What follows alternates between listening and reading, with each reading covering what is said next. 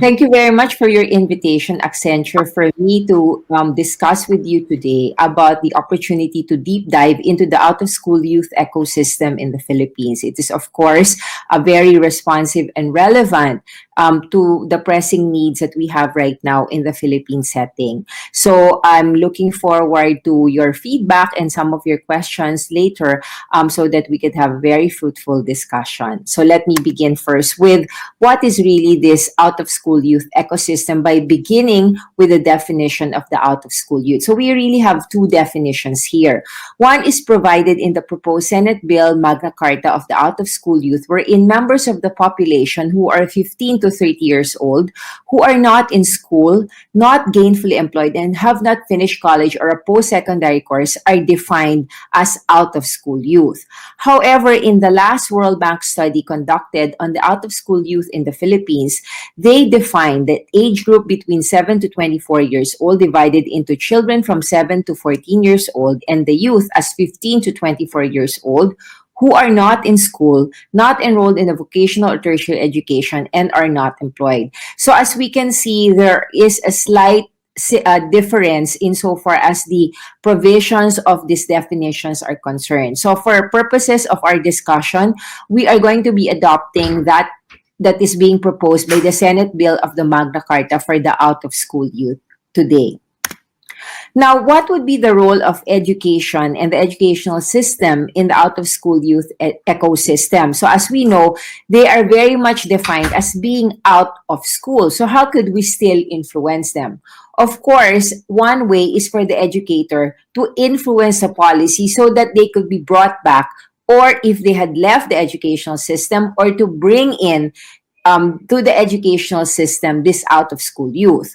Another possibility is for the educator who can implement the policy that is already existing so that they could be subsumed into the educational system. And lastly, of course, because the education and the education system can have its expertise, provide the extension services to the out-of-school youth so that it will be based on the programs that is being provided by the higher educational institution. Now, a specific subset of out-of-school youth that is of current interest to us will be those out-of-school youth who had actually been studying in the higher education institution or in the formal educational system and who have dropped out. So here are some possible strategies to continue engaging this out-of-school youth so that they can continue to engage with the educational system. So for instance, for the higher education institution, we can set goals to reduce the dropout rates within the higher educational system. We can use the data that we are using in conducting the research to identify the dropout rates and target recovery strategies. Of course, we can provide flexible, high-quality school options for recovered dropouts or those students who are returning to the higher educational institution. And finally, we can consider incentives to focus of the dropout recovery if this resource exists, such as remedial classes or intermediation classes. Who are the stakeholders in this out-of-school youth ecosystem? So they could really be divided into two parts. The first, of course, is we have the government education agencies. And because we have a trifocalized educational system since 1994, they are divided into the Department of Education for basic education, the Commission on Higher Education for higher and professional education, and the Technical Education Skills Development Authority for technical education. Of course, we also have the government welfare agencies, namely the Department of Social Work and Development, the Department of Labor and Employment, and the Department of Trade and Industry.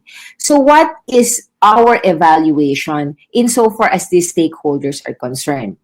If we look at the total activity that is being conducted by these government agencies with respect to the out-of-school youth, we know that there are few beneficiaries from the programs that they're currently implementing. There are less than 500,000 out-of-school youth that are benefited from the programs that are being implemented by these government agencies. They have a limited budget because we are meeting with stakeholders from Australia and India.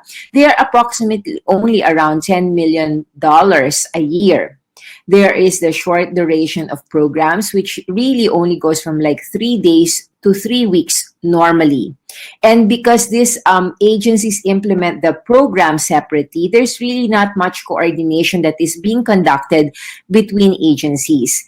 And lastly, even if they did implement the program, there are a few studies that actually indicate the kind of evaluation in terms of the impact and effectivity that has been done for the out-of-school youth with these particular programs. Now, the other side of the out-of-school youth ecosystem will be those in the private sector, as differentiated from the government agencies. So in the Philippines, there are around 150 private sector agencies and foundations involved in programs that relate to the out-of-school youth. So how could we actually evaluate them? First is because they are private initiatives. There's often a lack of sustainability because they are mostly volunteer organizations. So we know often these organizations such as Rotary Club, Lions Club, Sonda Club. So they are all volunteers.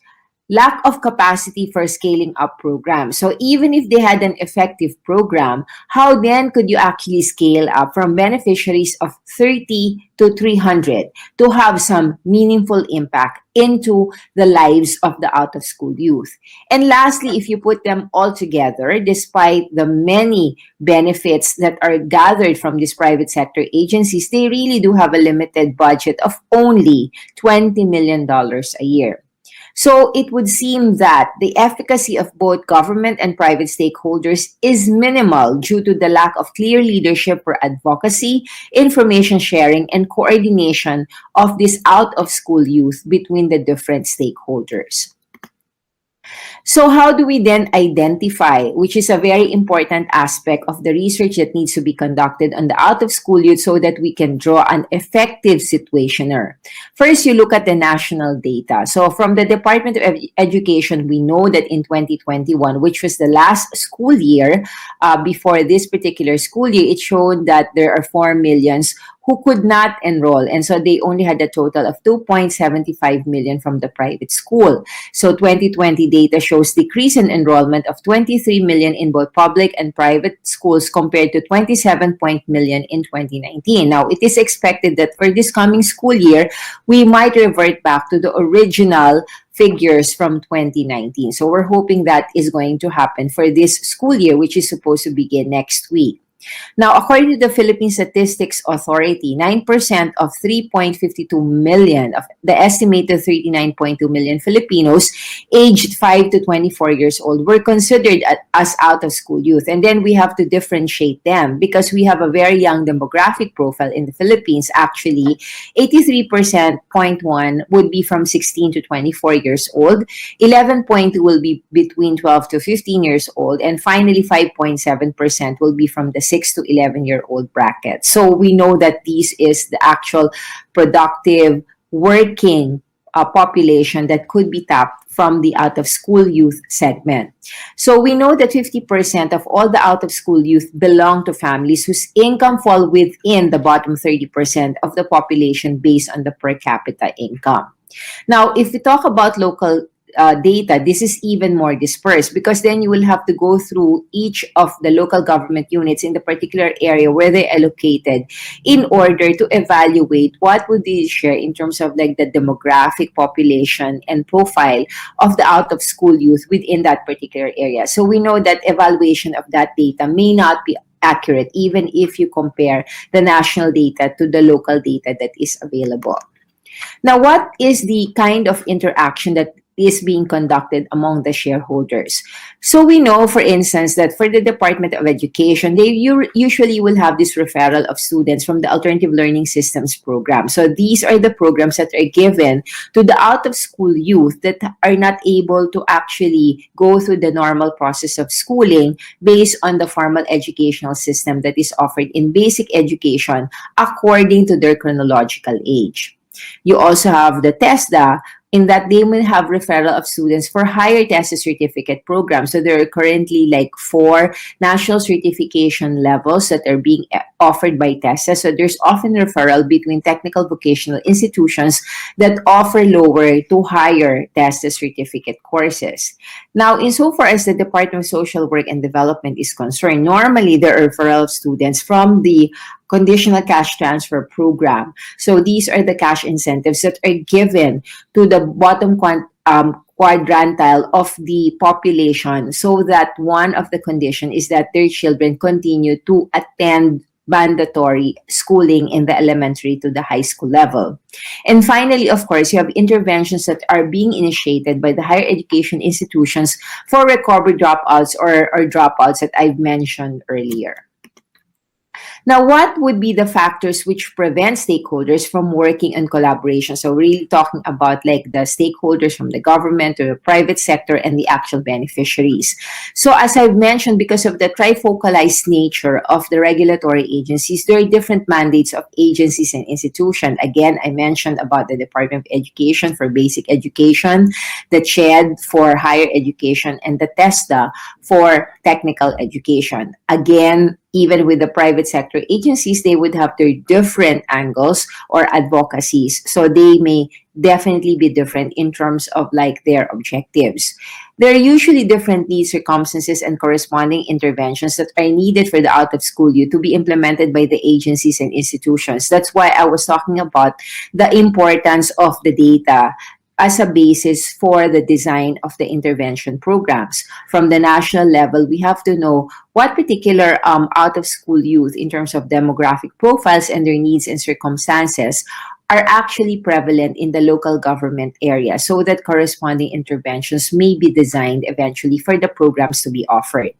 So we know that out of school youth is actually a result of behavioral decisions that are at the level of the household and the individual, which cannot be controlled. Of course, you have individual liberties insofar as decision making is concerned. So, for example, these factors may include parents who only have an elementary education, hence they have less economic opportunities for the household. So it would mean that out of school youth may be part of the breadwinners of the family in order to contribute to the economic income of the household. Of course, you must consider considerable social and economic pressures, including pressure to contribute to the household income through work. So, choosing work over education seems to be the prevalent situation of the out of school youth. And of course, because there will be some breadwinners within the family, there's of course assistance or help needed for housekeeping or taking care of siblings, knowing that the average family size for the Filipino family is now 4.5 children. So again, I think if we look at the whole out of school youth ecosystem, there is much that could be tapped insofar as the private sector is concerned. And I look forward really to the feedback that you can provide so that we can contribute towards the design of interventions that could be done to address this pressing concern for the out of school youth of the Philippines. So thank you very much. And I'll be happy to take on any feedback or questions that you may have. Thank you. Private sector could play a role in this information sharing to reach the out of school youth. Who do you think the core responsibility should sit with? Is it with the government bodies like Department of Education and others that should be disseminating this information, or is it somebody else? Well, definitely, again, I mentioned about the two levels here, Alex. One is really on the national government agencies. Like, is it really the Department of Information, Communications, and Technology rather than the Department of Education? That's a big question in terms of like the mandate. And in the local government units, whose responsibility is that? Is that the Public Information Office of the Pasig City government, for example? Or is it the Division Office of the Department of Education?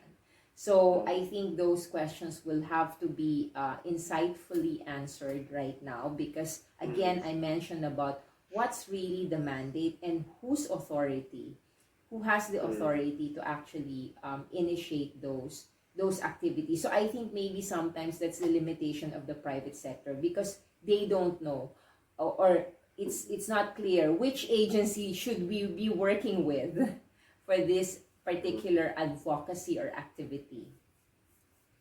Yeah, absolutely. So do you feel that those core questions around whose responsibility it would be are not answered at the moment? Like the organizations within their own mandates don't necessarily know, or there's a lack of clarity and therefore there's a lack of action. Yes, for now, I think there's a lot of gray area as yet because we're Yeah. navigating a new environment here, the new normal.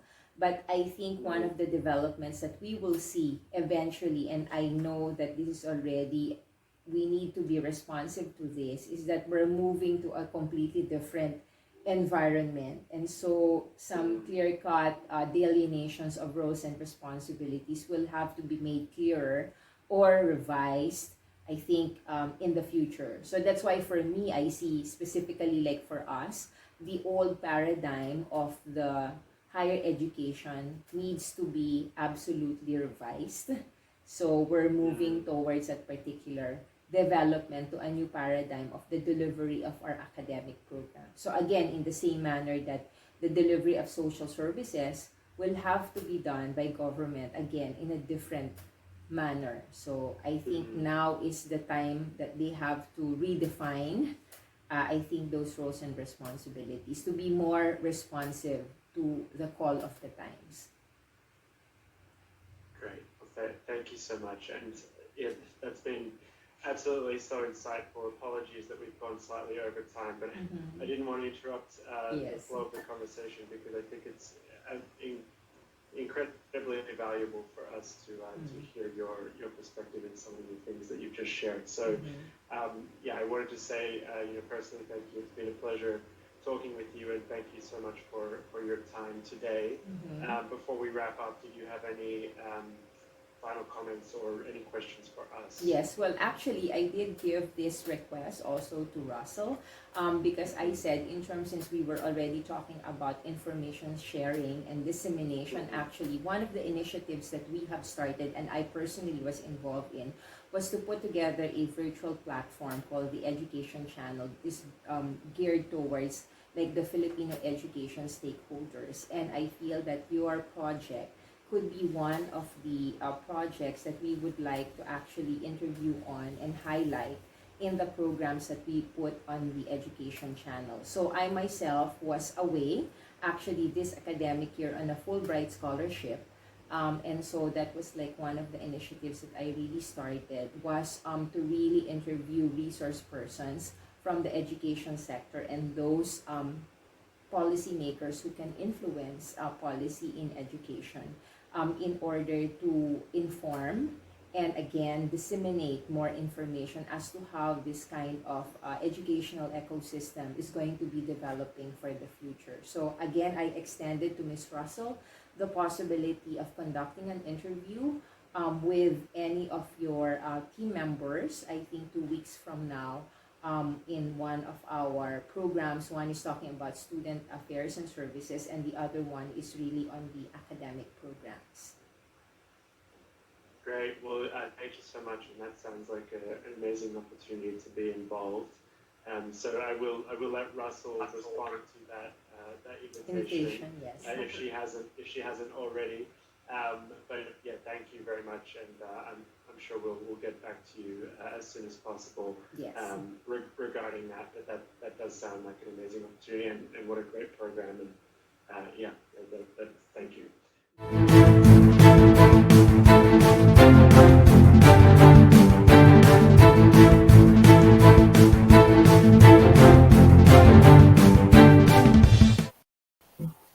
Welcome to AAA Live. This is Attorney Amian April M. Alcazar, PhD, and I'm welcoming you to our program for today, where your academic goals are advanced and achieved. So I'm joined today by our student, Mr. Patrick Aaron Castillo of Biological Sciences from the University of Southern California, here in California today. So can you please give greetings to our televiewers for today, Patrick? Hello, everyone. Yes. So thank you so much for joining us and giving us your valuable time. So as you know, our program focuses on the education sector and the stakeholders, and we're very much interested about the field of study that you have decided to pursue at the University of Southern California. And I will be asking you some of those important questions that led you to make this decision on why you wanted to pursue biological sciences. So when you were a young child, what sort of interest did you have, and when and how did you actually decide that you wanted this particular field of study? Mhm. So when I was a child, I was surrounded by like a lot of science. I watched a lot of science shows. Mm-hmm. on PBS. I My mom is a was a nurse and a doctor, so that kind of like led me. That kind of introduced me to the science field, Mm-hmm. and it wasn't until fourth grade where I did actual science, where I did experiments with a lab teacher, like small experiments, like growing some plants, and then you can learn about the growth of plants. And then that was when I was like, oh, I really want to do science. I can see myself in a lab doing research, doing experiments, and making reports out of it. Okay, so these kinds of experiential learning. So, what sort of skills and competencies are you currently developing in your field of study?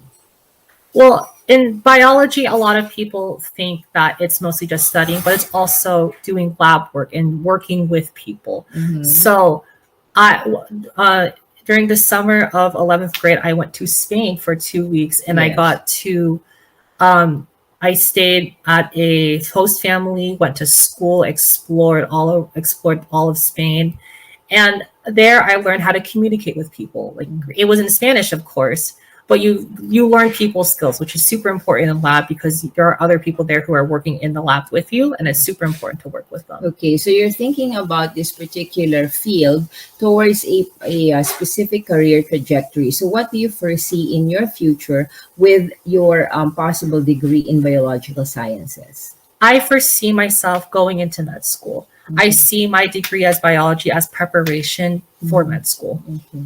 So, with all of these interests that you're having right now, what sort of advice can you give to our prospective students if they're in the process of making a decision about what particular field of study they will eventually be pursuing in college? I would say first consider what you're good at and what you know, and then nurture it as much as possible. Mm-hmm. As a prospective college student, you want to be able to stand out and you want to be able to make a mark on college, basically. And so nurture your talents and they will grow and you will be successful. Okay, how would you differentiate your field of study now, specifically in college, with what you were learning in basic education in high school? I would say that in high school it is very limited. You talk a lot about theory. You talk about a lot about like what went behind it, but you don't get to Mm. carry out the actual experiments. In college, because they have a lot more resources, you get to carry out the original experiments yourself and explore for yourself rather than reading from a textbook. Okay. You also mentioned about your development of communication skills as well as people skills. So, how do you think this will play out now for your possible career in the future? Well, as a doctor, you obviously have to connect with patients more than just telling them what's wrong and giving them a treatment. You have to be able to personally connect with Mm. everyone you meet, and that's why I think developing people skills is so important. Okay. So, what do you think would be the personal qualities that you will need to actually develop and acquire so that you may have a probable success in your particular career? I think the biggest quality is flexibility, being and adaptability, being able to adapt to any scenario and anything, any kind of wrenches being thrown into my plan, being able to adapt to it and adapt the plan to make my goal work, to achieve my goal is super important. How can you also encourage students to possibly think about the fields of STEM, science, technology, engineering, and mathematics, as a viable career option? Because many students are discouraged by their lack of knowledge or interest in the mathematics and science fields. For me, at first I was very unsure of being a science or math major just because I knew it was at school it was the hardest subjects for me. Mm-hmm, definitely. But I invested a lot of work into it, and I understand a lot of science and math because of it. So I don't want to say it's easy, but if you want to go into a science or a math field, Mm-hmm. put in the work. Be willing to put in the time to study, to learn all these new concepts. And then later on you will be able to understand them at a much easier pace. Okay, that's great. So, what advice finally can you give now to our students so that they may continue, if indeed they have chosen biological sciences or at least sciences, to their prospective graduation and then eventually their careers? This path is difficult. It's not going to be easy and it will only get harder. But as long as you keep that drive, as long as you stay interested and put in the work, you will enjoy your time studying biology in the biological sciences and be successful in your career, because if you're invested into what you are working in, you will enjoy it and it will show. Okay, so again, when we talk about prospective students, there are many preparations that need to be done. So in the end, what can kind of preparation can you actually provide to our prospective students when they're really thinking about biological sciences? For me, I would say if there are any science fairs, if there's like any sort of like science events, like maybe a teacher is giving out like an extra lecture, attend those lectures. Just explore the subject more. It's more, biological science is more than just what the textbook or what a lecturer will say. So again, just attend events if you can, explore, but also like do these experiments in your own, like think about it on your own, see if you can that way more time you put in outside of class, the more you are sure that you want to go into this field, and the more successful you'll be if you choose to go in this field. So I think we've come to the end of our interview. So it has really been very insightful for us to hear from our current students the kind of challenges that they are meeting in their university studies. So what are your last words, Patrick, to our listeners, especially our students who are now either current students or are thinking about the field of biological sciences? Whether you choose to go into biological sciences or not, choose a path that you will be happy with, because this will determine your life and your future, and you don't want to be stuck doing something that you don't want to do. And also be willing to make sacrifices. Be willing to maybe sacrifice free time to be successful in academics. Okay, thank you so much again for your valuable time, and it's been a pleasure to have you in our program.